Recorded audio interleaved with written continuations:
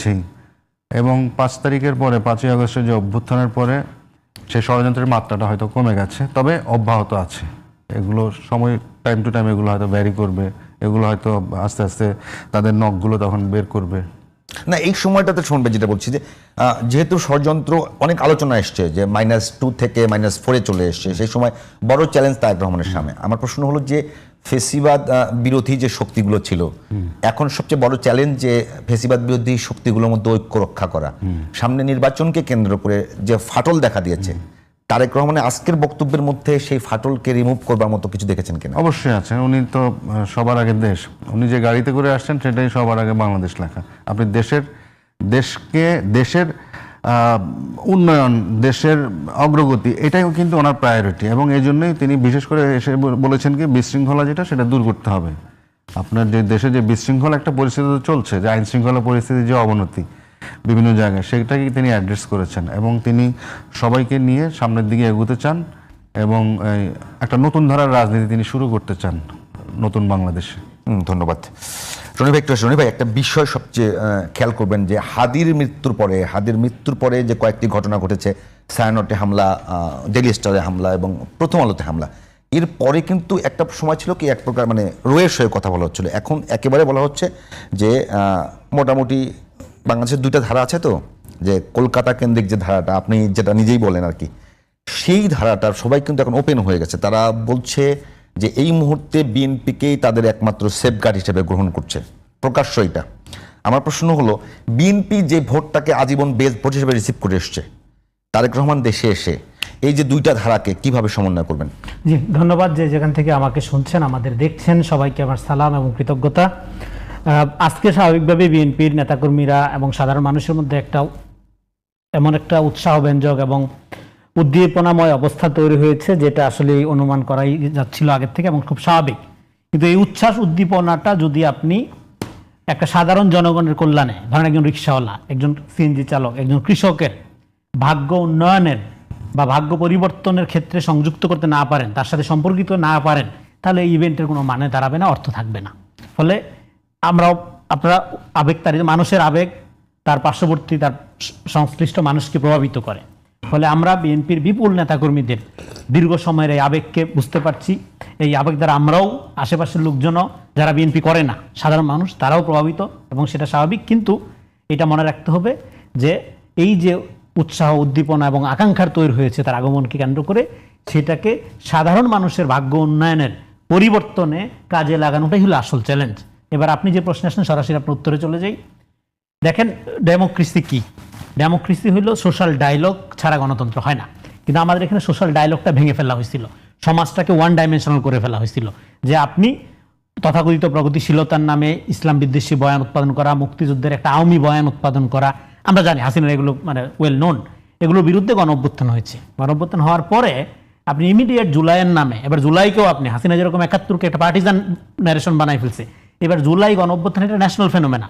এখানে সমস্ত দল, নির্দল, অদল, শিশু থেকে শুরু করে, হকার থেকে শুরু করে, রাস্তার টোকাই থেকে শুরু করে, গৃহবধূ থেকে শুরু করে, কে ছিল না? হিন্দু, মুসলিম, পাহাড়ি, কে ছিল না? ফলে এটা কোনো পার্টিজান ফেনোমেনা না। কিন্তু এইবার এক দল হলো জুলাইয়ের ঠিকাদার, আর বাকি সব গাদ্দার। এভাবে বিভাজন করার মধ্য দিয়ে জুলাইয়ের যে স্পিরিট জেগে উঠেছিল, যেটা জুলাইয়ের অর্জন, যেটাকে আমরা বলি সলিডারিটি, এই সলিডারিটিকে আপনারা নষ্ট করে দিলে মানুষের নষ্ট করে তো দিলেনই, এটা একটা হতাশায় পরিণত হলো 1.5 বছর পরে, এবং আজকে জননিরাপত্তাই নাই মানুষের। তো এরকম একটা অবস্থায় আমরা দেখলাম হাদির এই নির্মম হত্যাকাণ্ড, এবং নির্মম হত্যাকাণ্ডের পরে রাষ্ট্র একটা অসহায় অবস্থায় ফাংশন করতেছে। প্রধান উপদেষ্টা খুব আবেগী বক্তব্য দিলেন, কিন্তু বিচারের কোনো কথা তার নাই, জানাজার বক্তৃতার কথা বলছি। তেমন একটা অবস্থায় তারপরে এসে এখানে ডেইলি স্টার, প্রথম আলোকে পরিকল্পিতভাবে আক্রান্ত করা হলো, এবং ডেইলি স্টার, প্রথম আলোর যে বিগত দিনের ভূমিকা, সেই সমালোচনা আমরা করেছি, এখনও করি, ভবিষ্যতেও করব। কিন্তু করার মধ্য দিয়ে এখন যেটা হলো, ওনাদের আক্রান্ত হওয়ার মধ্য দিয়ে, এবং ওনারা সহযোগিতা চাইলেন রাষ্ট্রের, এবং রাষ্ট্রের গুরুত্বপূর্ণ, এটা মতিউর রহমান নিজেই বলেছেন যে রাষ্ট্রের অনেক গুরুত্বপূর্ণ ব্যক্তি প্রথম আলো সংশ্লিষ্ট, এবং কেউ কেউ বলে যে এই সরকার প্রথম আলো সংশ্লিষ্ট সরকার, তারপরেও তাদের অফিসে আগুন জ্বলে। এর চেয়ে দুঃখজনক তো আর কিছু হয় না, এর চেয়ে হতাশাজনক তো আর কিছু হয় না। কেন? মতিউর রহমানের ভাষা বলছি। এটা কেন? তার মানে এই যে আমাদের গোটা গণমাধ্যম, আপনি জানেন, আমি অন্য জায়গার থেকে আর্গুমেন্ট এটা শেষ করি। তার মানে এইটা নাহিদ ইসলাম বলতে সরকারের ভিতরের একটা অংশের ইন্ধন ছাড়া এটা সম্ভব না। হাদির হত্যাকাণ্ড, তার প্রতি জনগণের ইমোশন, এটা একটা জিনিস, আর পরিকল্পিতভাবে এই মিডিয়াগুলো এবং কালচারাল অর্গানাইজেশনগুলোতে আক্রমণ, এটা আরেকটা জিনিস। দুইটাকে একাকার করা যাবে না। মানে এখন এই ভিকটিম বিকাম কিলার্স একটা বিখ্যাত থিওরি আছে। প্রথম আলো ডেইলি স্টারের উপর আক্রমণ করার মধ্য দিয়ে আপনি কি করলেন, যারা এটা করলো, যে প্রতিক্রিয়াশীল শক্তি করলো, তারা করার মধ্যে দিয়ে এখানে যে আমরা একটা গণতান্ত্রিক পুনর্গঠনের প্রক্রিয়া চাচ্ছিলাম, শুধু রাষ্ট্রীয়ভাবে না, সাংস্কৃতিক সামাজিকভাবে, সেটাও আপনারা ক্ষতিগ্রস্ত করলেন। এখন আমরা যে প্রথম আলো সমালোচনা করে আসতেছি দীর্ঘ সময় ধরে, 15-16 বছর ধরে, তার ন্যারেটিভ পলিটিক্সের, তার বয়ান উৎপাদনের, তার প্রোপাগান্ডা পলিটিক্সের, এখন সে আক্রান্ত হওয়ার কারণে আমরা তার পাশে গিয়ে দাঁড়িয়েছি। আমরা তীব্র ভাষায় নিন্দা জানাচ্ছি। এই নিন্দার সুযোগ নিয়ে আরেক গোষ্ঠী আবার ওই পুরানা ফ্যাসিবাদের বয়ানে ফেরত যাচ্ছে, যেটা আপনি বললেন, এটা যাওয়া যাবে না। প্রথম আলোর নিন্দা করব, প্রথম আলোর প্রতিরোধ ভাঙতে আসলে, সাংবাদিকদের গায়ে হাত দিতে আসলে আমরা নিজে দাঁড়ায়া প্রতিহত করব, প্রতিরোধ করব। এট দ্য সেম টাইম তার মতাদর্শিক যে পজিশন, সেটার বিরুদ্ধে আমরা পুরো সোচ্চার ভূমিকাও পালন করব। আমি যদি বলি দুইটা একসাথে চলবে, কিন্তু একটা আরেকটা দিয়ে স্যাবোটেজ করা যাবে না। রনি ভাই যে কাজ করছেন, পুরো 17 বছর বিএনপি এককভাবে নেতৃত্ব দিয়ে যে ফেসিবাদের বিরুদ্ধে মানে আন্দোলন চালিয়ে গেছে, সেটার পরিণতি 24-এ এসে, তাই তো? এখন প্রশ্ন হলো, যারা দীর্ঘ সময় ফেসিবাদের পক্ষে বয়ান উৎপাদন করেছে, তারা যখন বিএনপির পক্ষে আসছে এবং বিএনপি সেগুলোকে রিসিভ করছে, তাহলে বিএনপির যে, আমি শুরুতে যে প্রশ্ন, বিএনপির যে বেস ভোটার, সেখানে কোনো আঘাত লাগে? এটা শেষ করি। এখন বিএনপির পক্ষে আসা বা বিপক্ষে আসার কোনো সুযোগ, বিএনপি কোনো ইডিওসেন্ট্রিক পার্টি না। আপনি এতদিন আওয়ামী লীগের দালালি করছেন, আচ্ছা এখন আপনি তারেক রহমানের তেল মারা শুরু করবেন? নো, এটা ডেঞ্জারাস ফেনোমেনা। কারণ হলো লিকুইড, এটাকে বলে হলো আপনার তরল বুদ্ধিজীবিতা এবং লিকুইড সোসাইটি। যে বুদ্ধিজীবী আওয়ামী লীগের সময় আওয়ামী লীগ, বিএনপির সময় বিএনপি, জামাতের সময় জামাত হয়ে যায়, সে যে সমাজটা তৈরি করে, এটাকে বলে লিকুইড সোসাইটি। এখানে কোনো ক্যারেক্টারওয়ালা মানুষ তৈরি হয় না, সব সুবিধাবাদী ক্ষমতামন্ত্রী মানুষ তৈরি হয়। এই জন্য গণতন্ত্রে সোশ্যাল ডায়লগ লাগে। আপনি যদি আওয়ামী লীগ করে থাকেন, কোনো ফৌজদারি অপরাধ করে যদি না করে থাকেন, আপনি আওয়ামী লীগ নিয়ে থাকেন। আপনি যদি বিএনপি সমর্থক হন, আপনি যদি ফৌজদারি অপরাধ না করে থাকেন, আপনি বিএনপি নিয়ে থাকেন। আপনি যদি জামাত সমর্থক হন, আপনি জামাত নিয়ে থাকেন। এনসিপি হলে এনসিপি নিয়ে থাকেন। কিন্তু এই কমিউনিটিগুলো, এই যে আপনার এক একটা সম্প্রদায়, যদি আমি বলি সমাজে, প্রত্যেকটা সম্প্রদায়, হ্যাঁ, এবং অন্য ধর্ম সম্প্রদায় বা ধর্মহীন সাংস্কৃতিক সম্প্রদায়, প্রত্যেকটা সম্প্রদায়ের মধ্যে একটা ডায়ালগের অবস্থায় এলো গণতন্ত্র। না, আমি যেটা বলছি, এখন আপনার প্রশ্নে আমি আসতেছি, বুঝতে পারেন নাই এক সম্প্রদায়, এটা তার জন্য সমন্বয় করবেন কিভাবে? তারেক রহমান না, শুধু রাষ্ট্র, যদি আপনি গণতান্ত্রিক রাষ্ট্র, আমি বলি বিএনপি কথা বলি, আজকে যদি তারেক রহমান দেশে ফিরেছেন, বিএনপি কিনা আলোচনা করি। বিএনপি, আমি দীর্ঘ বছর যারা বিএনপির জন্য কাজ করেছে, বিএনপির জন্য আপনার পয়েন্টটা বুঝতে পারছি, আমাকে একটু মেক করতে দেন।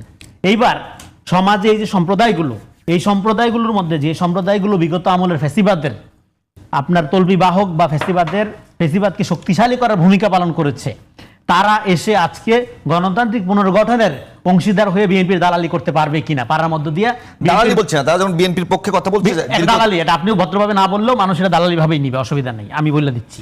হ্যাঁ, দেওয়ার মধ্য দিয়ে বিএনপি শক্তিশালী হয় কিনা? নো, শক্তিশালী হয় না, হওয়ার কোনো কারণ নেই। এবং বিএনপি এটা ওয়েলকামও করে নাই। বিএনপি কি বলছে? তাদের যে মত বিনিময় সভা ডাকলো, এই যে মিডিয়াগুলোকে, বিভিন্ন সম্পাদকদেরকে, তারা কি প্রথম আলো ডেইলি স্টারকে ডাকছে, আমার দেশকে ডাকে না এমন তো না, তারা সবাইকে তো ডাকছে, সমস্ত মিডিয়াকে ডাকছে, সমস্ত মতাদর্শের প্ল্যাটফর্মকে ডাকছে। ডাকার মধ্যে দিয়ে তারা কি বলছে? ডাকার মধ্যে বলছে আপনারা সমালোচনা করেন, আপনার কাছে চাচ্ছে সমালোচনা। এবার আপনি নিজেই যদি তেলের ডিব্বা নিয়ে হাজির হন, হ্যাঁ, যেটা আমাদের সমস্যা, এটা আমাদের জাতিগত সমস্যা, হ্যাঁ, আপনার তারেক রহমানের প্রশংসা কেন করতে হবে? সে চাচ্ছে সমালোচনা, আপনি কনস্ট্রাকটিভ ক্রিটিসিজম করে দেশকে দাঁড় করান। ফলে এখানে একটা কথা বলে আপনি এই পয়েন্ট শেষ করি। দেখেন, অবাধ স্বাধীনতা বলে কিছু নেই। আপনার এটা আমি বারবারই বলি যে আপনার ফ্রাঙ্কফুরিদের একটা থিওরি আছে, টলারেন্সি রিকোয়ার আ মোরাল এজেন্সি। যেমন ধরেন, আপনি বিগত 15 বছর আওয়ামী লীগের দালালি করার মধ্য দিয়ে আপনি আপনার মোরাল এজেন্সি নাই করে দিচ্ছেন, আপনার মোরাল লেজিটিমেসি নাই কোনো, যে এখন আপনি জাতির বিবেক হিসেবে কথা বলবেন। বিএনপি ভালো না মন্দ আপনার বলার দরকার নেই, বলার রাইট আপনি হারাইছেন। এখন গণতান্ত্রিক পুনর্গঠনের নামে, ভিন্ন মতের সহাবস্থানের নামে, টলারেন্সির নামে আপনার দরকার নেই। প্রচুর টলারেন্সিওয়ালা লোক আছে সমাজে কথা বলার জন্য। হ্যাঁ, এই জন্য এখন আপনি বলতেছেন যে হ্যাঁ, যে লোকটা 15 বছর আওয়ামী লীগকে সার্ভ করলো, আওয়ামী লীগের দালালি করলো, এখন এসে সে বিএনপি দালালি করার মধ্য দিয়ে, হ্যাঁ, ভিন্ন মত বহুমত গণতন্ত্র প্রতিষ্ঠা হবে না। গণতন্ত্রের মানে হলো যে ফ্যাসিস্টিক যে এলিমেন্ট আছে, যে মতাদর্শকে সার্ভ করার মধ্যে যে মোরাল এজেন্সি নষ্ট করেছে, তাকে পুনর্গঠন করা, তাকে সংশোধন হইতে হবে কিভাবে? একটা পেইনফুল প্রসেসের মধ্যে। মানে কি? প্রথমে সে তার ভুল স্বীকার করবে যে আমরা একটা অন্যায় করেছি, করার মধ্য দিয়ে সে নতুন গণতন্ত্র, এই যে গণঅভ্যুত্থানের মধ্যে যে নতুন সোশ্যাল কন্ট্যাক্ট তৈরি হয়েছে, এটা তো গণমাধ্যম কর্মী, গণমাধ্যমকেও রপ্ত করতে হবে। আপনি তখন আওয়ামী লীগের দালালি করছেন বা প্রশংসা করছেন, এখন হরে ধরে বিএনপি সমালোচনা শুরু করে দিবেন প্রশংসা করা।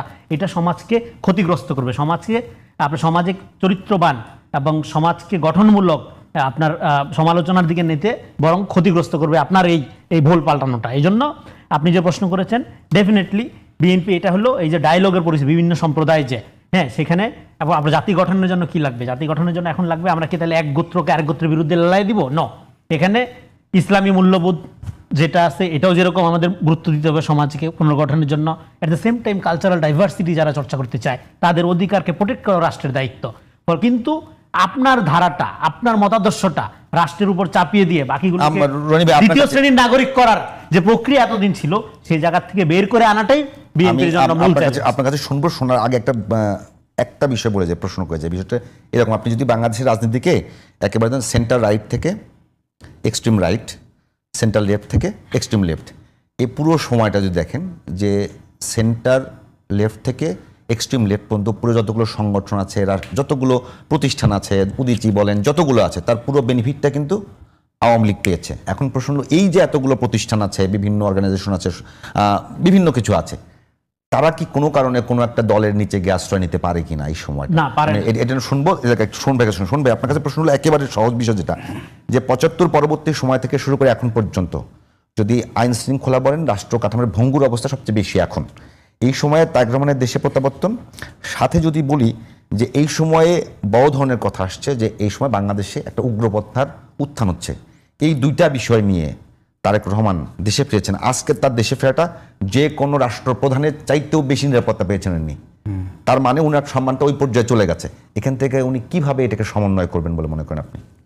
দেখেন, উনি আসার পরে বেশ কিছু ওনার যদি আপনি স্টেপ বাই স্টেপ ফলো করেন, বিমানবন্দর থেকে নামার পরেই তিনি তাকে যারা স্বাগত জানালো, এরপরে তিনি যথারীতি প্রধান উপদেষ্টাকে ধন্যবাদ জানালেন, এরপরে খালি পায়ে দেশের মাটি স্পর্শ করলেন, এরপরে হাত নাড়তে নাড়তে সেই 4 ঘন্টা আপনার এয়ারপোর্ট থেকে 300 ফিট গেলেন। তারপরে সেখানে একটা সাদামাটা একটা চেয়ার তিনি নিলেন, তার জন্য নির্ধারিত যে চেয়ারটি সেটি রেখে তিনি একটা কাঠের চেয়ার, যেটা তিনি ইউজ টু, বিশেষ করে আমরা যখন টকশোতে দেখতাম যে চেয়ার, ওই রকম একটা চেয়ার তিনি নিলেন। তারপরে ওনার বক্তৃতা যদি দেখেন, উনি প্রথমত সৃষ্টিকর্তা বা আল্লাহর প্রতি উনি শুকরিয়া আদায় করেছেন। তারপরে তিনি স্টেপ বাই স্টেপ যে সমস্যাগুলো বাংলাদেশের এখন, অল্প কথায় 10 মিনিটে উনি 10 মিনিটের মতোই বক্তৃতা দিয়েছেন। এর মধ্যে তিনি বিশৃঙ্খলার কথাগুলো এনেছেন, শহীদ হাদির কথা এনেছেন, যে তিনি প্রশাসনিক নির্বাচনী ব্যবস্থার প্রতি যে তার যে ইয়ে ছিল সেদিকে যেতে হবে। তারপরে সর্বশেষ তিনি যারা উপস্থিত দেশের জনগণ তাদেরকে তিনি এক হওয়ার জন্য তিনি বলেছেন কি, আই হ্যাভ এ প্ল্যান। লাস্টে বললেন যে we have a plan for the country. তো তার তো একটা এই যে মানে দীর্ঘ যে প্রবাস জীবন, এই প্রবাস জীবনে তিনি আগের যে তারেক রহমানকে আমরা দেখেছি, সেই 2002 থেকে 2007 পর্যন্ত আমরা যে তারেক রহমানকে দেখেছি, তখন আমরা তার সংবাদগুলো বেশ গুরুত্ব সহকারে কভার করতাম, এবং তখনও তিনি কিন্তু যথেষ্ট ধৈর্যশীল ছিলেন। হ্যাঁ, তখন তিনি মূলত অ্যাক্টিভ পলিটিক্সে ওনার যে পদপদবীর যে পলিটিক্স, যেটা সিনিয়র যুগ্ম মহাসচিব তিনি হয়েছিলেন 2002 সালে। এরপরে তিনি ইউনিয়ন প্রতিনিধি সম্মেলন, ছাত্রদলের প্রতিনিধি সম্মেলন করলেন, করে তিনি কিন্তু একটা পর্যায়ে দলটাকে তিনি সংগঠিত করেছেন সেই 2006 সাল পর্যন্ত। এরপরে দেখেন, বিশেষ করে ওই সময় তো আপনার দীর্ঘ সময় একেবারে মাঠে থেকে কভার করেছেন, আমি জানি। আমার প্রশ্ন হলো, ওই সময় তারেক রহমানকে যে নিয়ে বিতর্কগুলো তৈরি হয়েছিল, সেই বিতর্কগুলোর বাস্তবতা এবং সেই বিতর্ক কি এখন তাকে পিছে থেকে টেনে ধরতে পারে কিনা? দেখেন, ওই সময় যেই বিতর্কগুলো তৈরি করা হতো সেটা হচ্ছে হাওয়া ভবন কেন্দ্রিক, কারণ তিনি যে ভবনটিতে বসে কাজগুলো করতেন, রাজনীতি পরিচালনা করতেন, সেই বিল্ডিংটার নাম ছিল হাওয়া ভবন। তো যার ফলে এখানে আপনি দেখেন, এখানে তিনি প্রধানমন্ত্রীর পুত্র, তিনি সেখানে অফিস করতেন এবং রাজনৈতিক কর্মকাণ্ড তিনি সেখানে পরিচালনা করতেন, এবং সিনিয়র যুগ্ম মহাসচিব হিসেবে কাজ করতেন। হ্যাঁ, এবং তখন কি হতো, স্বাভাবিক তার কাছে বিভিন্ন স্বার্থান্বেষী গোষ্ঠী যেত, তারা হয়তো কেউ না কেউ বেনিফিশিয়ারি হয়েছেন, এটা আমি অস্বীকার করবো না, কেউ না কেউ তো হয়েছেন, কিন্তু আলটিমেটলি সবার বেনিফিটগুলো গিয়ে এই দায়টা চাপতো কার উপরে? তারেক রহমান সাহেবের উপরে। মানে যেভাবে মার্কেটিংটা হচ্ছে, ওটা কি এক্সাজারেট মনে করেন কিনা? এটা অবশ্যই এক্সাজারেট। না হলে আপনি দেখেন, উনি তারেক রহমান বাংলাদেশ থেকে গেলেন কত 8 সালের 11 সেপ্টেম্বর 11 সেপ্টেম্বর। এবং উনি যাওয়ার পরে ওনার বিরুদ্ধে মোট 84টা মামলা হয়, এর মধ্যে 63টাই কিন্তু মানহানির মামলা, আরগুলো হচ্ছে বিভিন্ন সময় সম্পূরক চার্জশিটের নামে, যেমন 21 আগস্ট গ্রেনেড হামলা সহ আরও কিছু গুরুত্বপূর্ণ মামলা দিয়ে এগুলো করা হয়েছে। এবং তার বিরুদ্ধে কিন্তু একটাও কিন্তু ওইভাবে প্রমাণ পায় না। ইভেন আমি নিজে, আমার মনে আছে, আমি প্রথম যে ওনার বিরুদ্ধে যে চাঁদাবাজির মামলাটা হলো, আমি বলে রাখি, সেটা হচ্ছে আমিন আহমেদ ভূঁইয়া সেকশনের 1 কোটি টাকার চাঁদাবাজির একটা মামলা। তো আমি তখন আমার তখন কলিগ ছিল, আমি কিন্তু 6 মাস আমিন আহমেদ ভূঁইয়ার পিছনে আমি লেগেছিলাম যে আসলে ঘটনাটা কি জানার জন্য। তো 111-এর গভর্নমেন্ট, উনি বলতে ভয়ও পাচ্ছেন, আবার নিরাপত্তাহীনতায় ভুগছেন। এরপরে আমি 6 মাস ওনার পিছনে ঘুরে ওনাকে রাজি করালাম। কখন? যেদিন তখনও কিন্তু ছিল, ওই 111 গভর্নমেন্ট ছিল। হ্যাঁ, তো লাস্ট দিন যেদিন, তাদের যে শেষ দিন 18ই ডিসেম্বর সম্ভবত, তার আগের দিনে ওনাকে আমি ফোন দিলাম, আমি কালকে একটু আসতে চাই। পরে উনি বলতে চাইলেন না, আমি পরে ওনাকে একটু ঠেস মেরে একটা কথা বললাম, বলার পরে ঠিক আছে আসো। গিয়ে বসে থেকে আমি বলছি আগে আমাকে বলতে হবে, আমাকে অন ক্যামেরায়। হ্যাঁ, তখন উনি আচ্ছা অনেকক্ষণ বসে বসে চিন্তা ভাবনা, আচ্ছা ঠিক আছে। পরে আমাকে অন ক্যামেরায় উনি বলে ফেললেন যে ওইটা আমি মামলাটা করি না, ওটা একটা জাল মামলা, সাদা কাগজে আমার নাম দিয়ে, মানে স্বাক্ষর নিয়ে পরে মামলা লেখা হয়েছে। হ্যাঁ, এটা একটা জাল মামলা। এবং উনি এটাও বলেছেন যে বাংলাদেশের প্রত্যেক নাগরিকের মামলা করার অধিকার থাকা উচিত। এবং এই ঘটনাটা এমন সময় ঘটছে, সেই দিন বেগম খালেদা জিয়া কিন্তু বগুড়ায় নির্বাচনী সমাবেশ করছিলেন। এবং এই যে ওনার যে স্টেটমেন্টটা, এটা যখন আমি তখন দিগন্ত টিভিতে কাজ করি, যখন আমরা লাইভ চালানোর পরপরই আরও 4টা মামলা চাঁদাবাজির ওনার নামে যারা করেছিলেন সবাই কিন্তু প্রত্যাহার করে ফেলেন পরবর্তী 2-3 দিনের মধ্যেই। তার মানে একটা সাহস তারা পেলেন। এবং আপনি দেখেন, মানে আমি অন্তত কাছ থেকে সেই সময় যতটুকু দেখেছি, ওনার ব্যক্তিগত অসততা বা এই যে দুর্নীতি পরায়ণতা, ওনাকে যেভাবে মিডিয়া মানে ভিলেন বানানোর চেষ্টা করা হয়েছে পরিকল্পিতভাবে, আমি মনে করি যে পরিকল্পিতভাবে। কেন? কারণ ওই যে ওনার যেই ভিশন, যে রাজনৈতিক দলগুলোকে স্ট্রেংথেন করা, তার ছাত্রদল, তার বিএনপি, তৃণমূল পর্যায়ে এগুলো করতে করতে উনি কিন্তু মোটামুটি একটা জনপ্রিয়তার দিকে চলে যাচ্ছিলেন। এবং তার জনপ্রিয়তাও সেই সময় বেশ আকাশচুম্বী ছিল। এবং পরবর্তীতে আমি মনে করি ওইটারই একটা ফল যে ওনার বিরুদ্ধে এই মিডিয়া অপপ্রচারের মাধ্যমে